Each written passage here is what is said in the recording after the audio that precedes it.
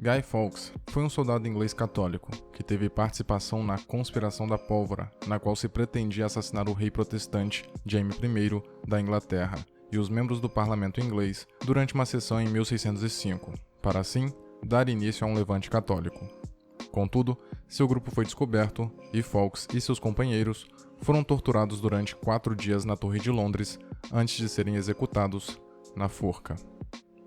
Embora seja possível presumir a época em que V de Vingança seja ambientado, final da década de 2020, o começo até parece se passar em meados dos anos 1800, por causa da maneira como o filme apresenta seus personagens centrais se arrumando e as vestimentas. Mas não demora para percebermos que, com toda a tecnologia, prédios e civilização, aquela é uma época mais moderna, um futuro distópico e exageradamente opressor para ser atemporal, capaz de relatar qualquer período marcado pelo autoritarismo na história da humanidade.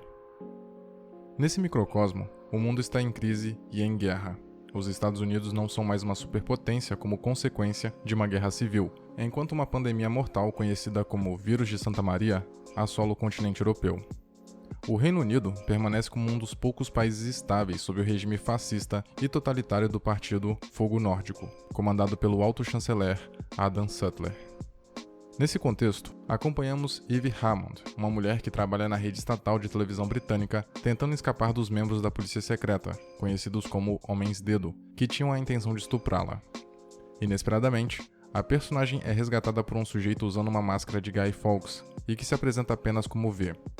Nessa cena, o longa estabelece de forma clara sua estética narrativa. Toda a composição do espaço, a sequência de diálogos e as ações indicam uma atmosfera fantasiosa. Um soco do V, por exemplo, é capaz de jogar um homem longe. Pode parecer apenas estilo, a princípio, mas posteriormente, subentende-se que ele obteve uma força sobre-humana. Além do mais, a maneira como o V fala, expressando um domínio que só um amante da literatura seria capaz de ostentar pela língua, com um vocabulário vasto e rico, principalmente de palavras que possuem justamente a letra V, reafirma o teor teatral da obra. De forma inocente, Eve pergunta o nome do V, ao que ele responde ser um contrassenso perguntar a um mascarado quem ele é. E logo deixa claro que sua máscara está longe de ser um mero vestígio de vaidade, muito menos a forma mais fácil de esconder seu rosto, porque ele não tem identidade. Ela foi destruída há muitos anos atrás, restando apenas uma ideia. Como o personagem Protero, a voz de Londres, chega a afirmar, o V não é um homem. Um homem não usa máscara, e neste caso, é verdade. Depois de salvar a Eve, o V a leva a um telhado para assistir à destruição do edifício Old Bailey, em Londres, que ele mesmo provocou. Mais tarde, o chanceler, tentando remediar a situação, manda noticiarem que o incidente era uma demolição de emergência de uma construção estruturalmente instável, mas a população, de modo geral, não acredita. Porém, com a transmissão do V, através da televisão estatal, as dúvidas desapareceram, porque ele assumiu, em rede nacional, a autoria pela explosão do Old Bailey. E mais, estimula o povo britânico a se levantar contra o governo e encontrá-lo daqui a um ano, no dia 5 de novembro, em frente ao parlamento, monumento que ele promete destruir nessa data. Não fazia parte dos seus planos, mas ele acaba por sequestrar Eve, visto que ela tinha o ajudado a escapar, mas sido nocauteada no processo. Caso ele a deixasse para ser capturada, provavelmente a personagem seria punida de maneira rigorosa. Vale ressaltar isso porque pode parecer que algumas etapas do seu plano dependiam da Eve, uma vez que ele consegue entrar na casa do Protero graças ao cartão de acesso da própria Eve, mas é evidente que ele conseguiria entrar de outra forma. Um sujeito que furta os luxos do chanceler, coloca bombas em um dos edifícios mais famosos de Londres e invade uma emissora de TV fantasiado, só sendo percebido na recepção, consegue entrar e sair de qualquer lugar sem problemas. Por entender que não há coincidências, só há ilusão da coincidência e que não existem certezas, apenas oportunidades, o V não deixava de aproveitá-las. Antes de sabermos mais sobre o personagem V e suas motivações, é fácil imaginar que ele é guiado apenas por um senso nobre de justiça e até altruísmo, por supostamente querer retomar o poder para as mãos das pessoas, afinal, não é o povo que deve temer seu governo. Contudo, a vingança, no título do filme, não é à toa. O V não possui identidade ou passado. Tudo o que se sabe é que fizeram experimentos inimagináveis com ele, após ter sido capturado pelas forças do governo. Tortura e testes monstruosos que, ironicamente, o transformaram em um monstro sedento por retaliação. Por isso que mesmo diante de uma mulher claramente arrependida do que fez, ele não demonstra piedade.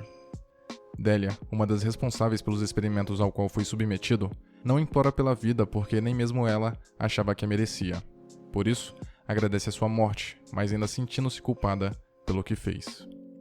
O V a preserva da dor, compreende e aceita as desculpas da mulher. Porém, isso não iria poupá-la do destino fatal que lhe aguardava, porque ele a julga pelo que ela fez e não pelo que ela não gostaria de ter feito. Em determinado momento, o V, sob o disfarce de William Rockwood, conta ao detetive Finch que o, na época, político em ascensão Adam Sutler, extremamente religioso, membro do Partido Conservador, que não possuía consideração nenhuma pelo processo político e regozijava-se com seu poder crescendo à medida que conquistava adeptos, tornou-se o candidato ideal por causa da arma biológica que ativou para deixar o povo em pânico e usar a retórica para convencê-los a aceitar seu partido, o Fogo Nórdico. Isto é, Adam Sutler era um homem que decidiu governar através do medo. Por isso, suas aparições mais recorrentes são através de uma tela enorme, que só mostra o seu rosto, demonstrando imponência, e orquestrou as maiores catástrofes registradas do país para consolidar-se como um salvador, o único capaz de tornar a nação ótima de novo. Sabendo que a mídia era uma ferramenta poderosa para vender uma imagem que não corresponde à realidade, além de mascarar seu governo, o alto chanceler aproveitou para, desde encobrir ações que não gostaria que viessem a público, até se glorificar por atos admiráveis que não possuía qualquer tipo de participação.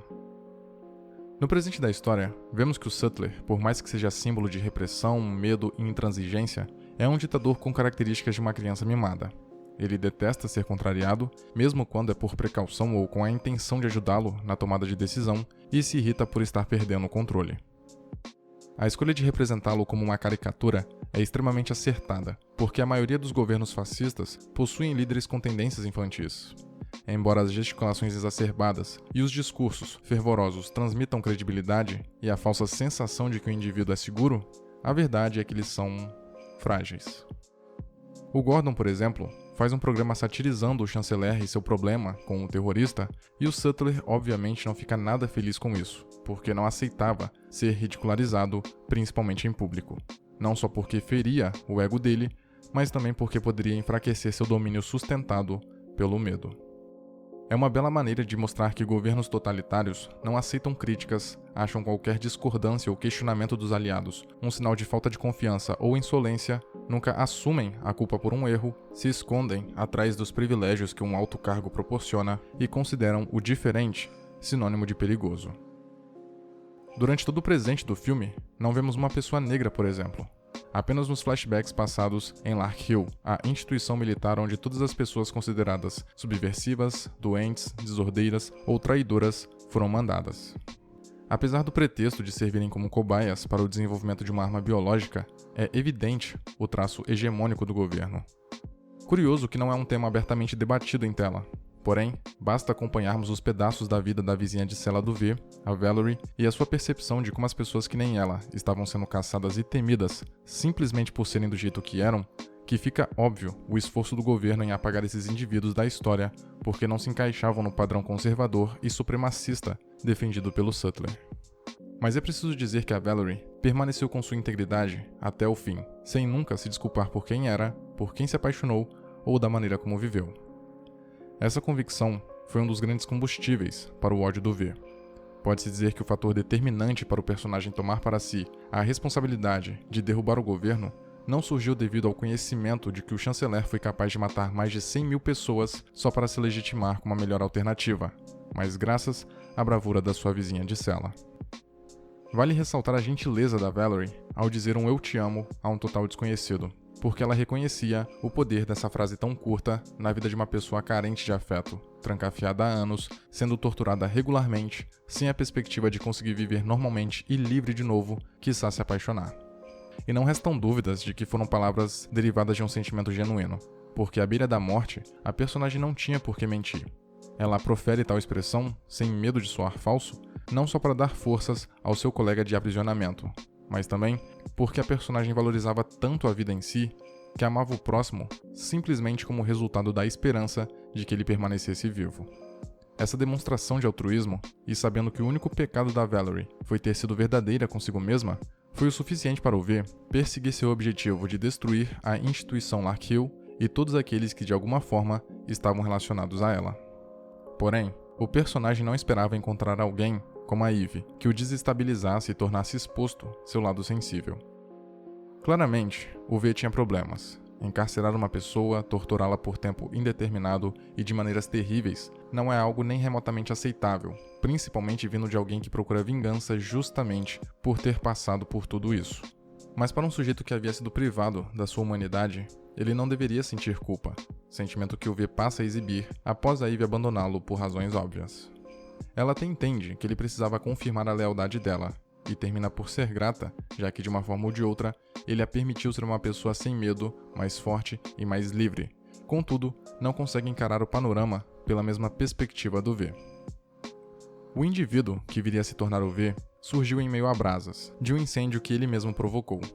Já a Eve encontrou Deus na chuva, ou seja, enquanto o fogo era a representação da raiva do V, a água era o renascimento da Eve.